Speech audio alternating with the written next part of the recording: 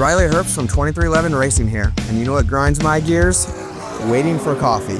But instead of counting frappes and lattes, I fire up Chumba Casino. No apps, no fuss, just fun social casino games to pass the time. By the time my coffee's ready, order for Riley. I've already taken a few victory laps. Next time you're stuck waiting, make it entertaining. Play for free at ChumbaCasino.com. Let's Chumba. Sponsored by Chumba Casino. No purchase necessary. VGW Group. Void where prohibited by law. 21 plus. Terms and conditions apply. With so many options, why choose Arizona State University? For me, the only online option was ASU because of the quality. Their faculty was really involved with their students and care about your personal journey. The dedication to my personal development from my professors, that's been extremely valuable to me. Earn your degree from the nation's most innovative university. Online. That's a degree better. Explore more than 350 plus undergraduate, graduate, and certificate programs at asuonline.asu.edu. Okay, so picture this. You're at your go-to burger place, about to bite into a juicy burger. But right as you're reaching for it, you hear there's a massive ground beef recall. And it turns out your burger might have some unwanted guests, E. coli bacteria. It's the kind of food safety nightmare we're diving into today. And believe me, it gets pretty interesting. Yeah, it really shows how even the most familiar foods can have these hidden risks. So we're going to break down what happened with this recall and, more importantly, what it means for you. All right, so let's set the scene. It's November 2024. Wolverine Packing Co., a major meat packing company in Detroit, they issue a recall of over 167,000 pounds of ground beef. And we're not just talking about a few local grocery stores here. This beef went to restaurants all across the country. And the reason behind this recall is a pretty nasty strain of E. coli, 0157.H7. Now here's where the detective work starts. The first reports of E. coli cases weren't from people grilling at home. They were linked to restaurant meals in Minnesota. So the Minnesota Department of Agriculture got involved, and they traced the outbreak back to Wolverine Packing Co. Yeah, that's a great example of how public health officials are always working behind the scenes to keep our food supply safe. It's a complex process, but without them, these outbreaks could become much larger. It's pretty amazing how they can track these things back to the source. But back to the beef. The contaminated batches were all produced on October 22nd and had a use-by date of November 14th. I'm guessing you're giving us these dates for a reason. Absolutely. Okay. You know, while the contaminated beef mainly went to restaurants, there's always a chance some of it could have ended up somewhere else, like in someone's home freezer if they took home leftovers. That's a good point. I'm definitely going to double-check my fridge after this. Yeah. So we've established that E. coli contamination is a serious problem, but I think it's time for a little E. coli 101. What exactly are we dealing with, and why is it so dangerous? Well, E. coli 0157, H7 is a type of bacteria that can live in your intestines and cause some pretty unpleasant symptoms, like stomach cramps, bloody diarrhea, and dehydration. For most healthy adults, it's a few rough days, but you usually recover within a week. However, for young children, the elderly, and people with weakened immune systems, E. coli can be a lot more serious. I've heard about something called hemolytic uremic syndrome, or HUS, which can happen after an E. coli infection. What exactly is that, and why is it so concerning? HUS is a rare but life-threatening complication. Basically, E. coli releases toxins that can damage small blood vessels, especially in the kidneys. This damage can lead to kidney failure, and then you would need dialysis or even a kidney transplant. Wow, I had no idea it could be that serious. That definitely puts things into perspective. So where does Wolverine Packing Co. fit into all of this? How are they responding to this outbreak? Well, they've been cooperating with the FSIS investigation, which is a good sign. They're also doing their own internal audits to figure out how the contamination happened and how to prevent it from happening again. That seems like the standard response. But is it enough? What are other companies doing to prevent E. coli outbreaks before they happen? Are there any new approaches out there that Wolverine Packing Co. should be looking at? That's a great question. Some companies are using new technologies like blockchain to track their products from farm to table. Imagine being able to scan a package of ground beef and immediately see its entire journey, including every single step of the processing and distribution process. Wait, that's a thing? That sounds like something out of a sci-fi movie. It's becoming more and more real. Blockchain could totally change food safety by creating this transparent and tamper-proof record of every stage in the supply chain. So if Wolverine Packing Co. had been using blockchain, would they have caught this contamination sooner? It's impossible to know for sure, but it definitely could have given them more insight into their supply chain and potentially helped them find the source of the contamination faster. This is fascinating. Okay, so we've got a major recall. a dangerous strain of E. coli, and a company trying to figure out what went wrong. But this Wolverine Packing Co. recall isn't an isolated event, right? Didn't we see a bunch of other E. coli outbreaks recently? You're right. There was the Grimway Farms carrot recall and the problems with onions at McDonald's, all within a pretty short period of time. It makes you wonder if these are just isolated incidents or a sign of a bigger problem with our food system. Okay, now I'm really starting to get concerned. It sounds like there's a much bigger story here about how complex and vulnerable our food supply chain really is. We can't just ignore these outbreaks and hope they go away. We need to seriously think about how we can make our food system safer and more resilient. I completely agree. In the next part of our deep dive, we're going to zoom out and look at the bigger picture of food safety. We'll explore the challenges of making sure food is safe in a global food system and discuss what can be done to protect ourselves and our families. That's where we'll pick up next. We'll be back after a quick break to dive into the world of food safety and see if we can find some solutions to this growing problem. Okay, so we've uncovered some pretty unsettling things about our food system. But before we all freak out and never eat again, let's talk about what we can do to protect ourselves. Because we gotta eat right. For sure. And while there are some risks, there are also practical steps you can take to really reduce your chances of getting sick from E. coli.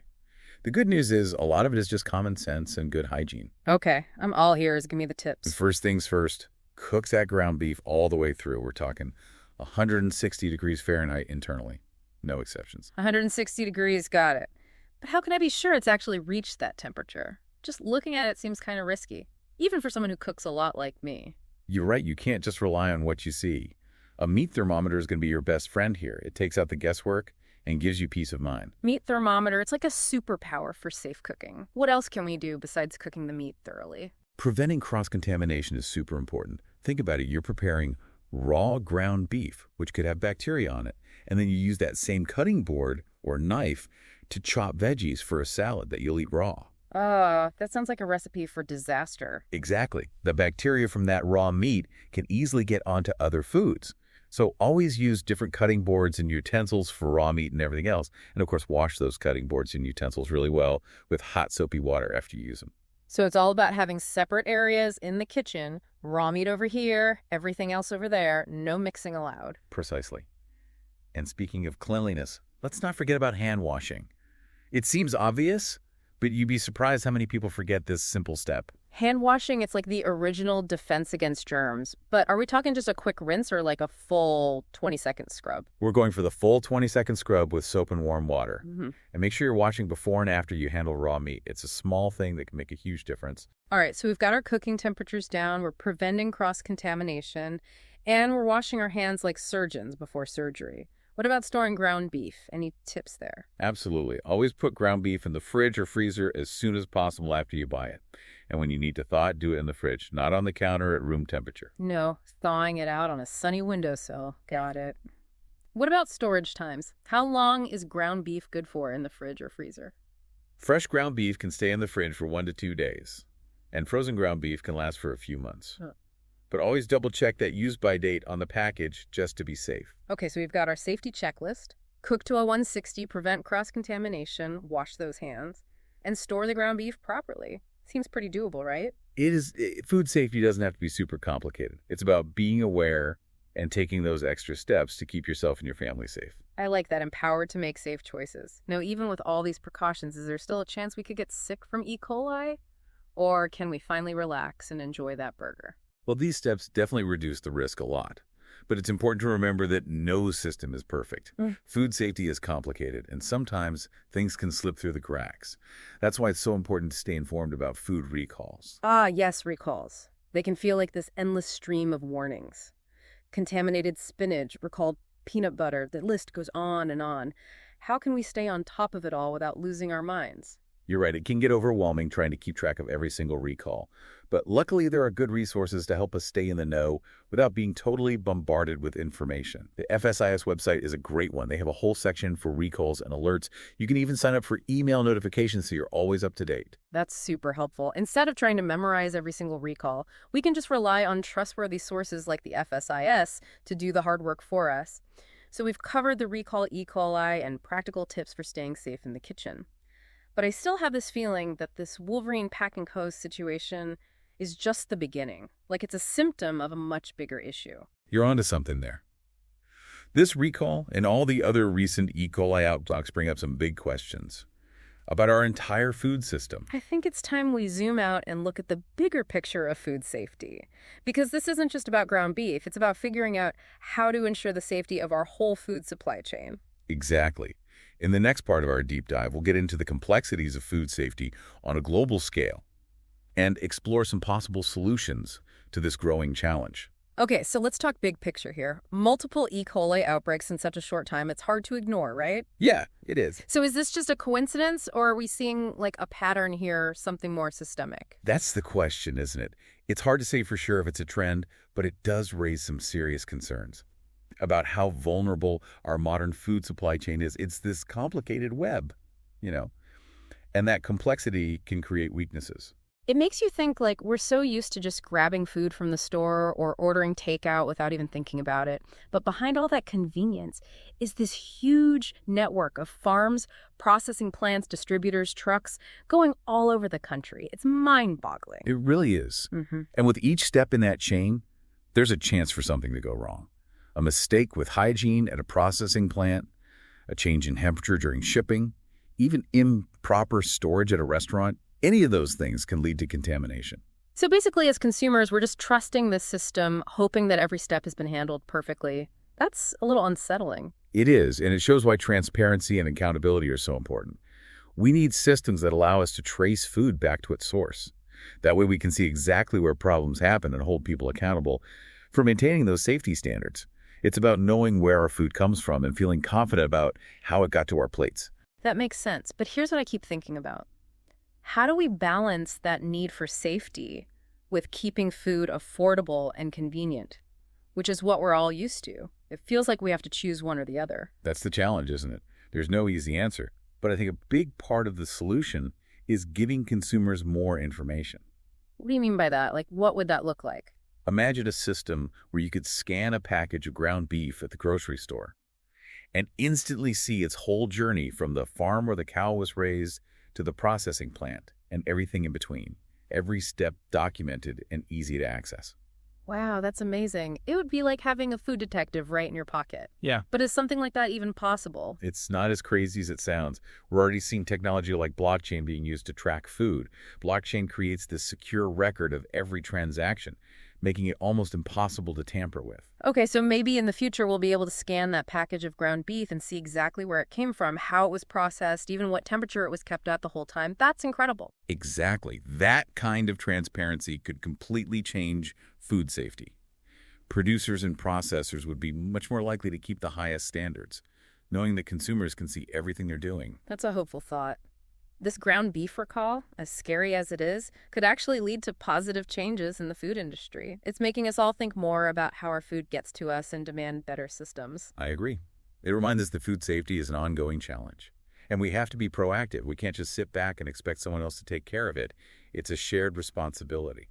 Okay, so to wrap things up, if there's one thing you want our listeners to remember from this deep dive, what would it be? Food safety is a team effort. Producers, processors, regulators, consumers, we all have a part to play by staying informed, taking precautions in our own kitchens, and speaking up for more transparency. We can all work towards a safer and healthier food system for everyone. Well said. Food is such a fundamental part of our lives, something we all enjoy. It's definitely worth taking the time to understand how it gets to us and doing our part to keep it safe. So to our listeners, stay curious, stay informed, and most importantly, stay safe out there. Thanks for joining us on this deep dive. Today is your lucky day. Today is the day that our $3 website works for you, paying you directly to your PayPal daily. Imagine $3 ongoing continuous payments to your PayPal account. Imagine falling asleep and waking up to $300 in your PayPal account. How would this make you feel? How could this help you? What bills could you pay? What kind of fun could you have? What does that retirement look like now? All for a one-time payment of $3. This website is DFY done for you, fully built and completely hosted, and never stops collecting payments for you. You have spent $3 on coffee on a regular, but that coffee won't help you create multiple streams of income. Click the link below. Hello, it is Ryan, and we could all use an extra bright spot in our day, couldn't we? Just to make up for things like sitting in traffic, doing the dishes, counting your steps, you know, all the mundane stuff. That is why I'm such a big fan of Chumba Casino. Chumba Casino has all your favorite social casino-style games that you can play for free anytime, anywhere with daily bonuses. So sign up now at ChumbaCasino.com. That's ChumbaCasino.com.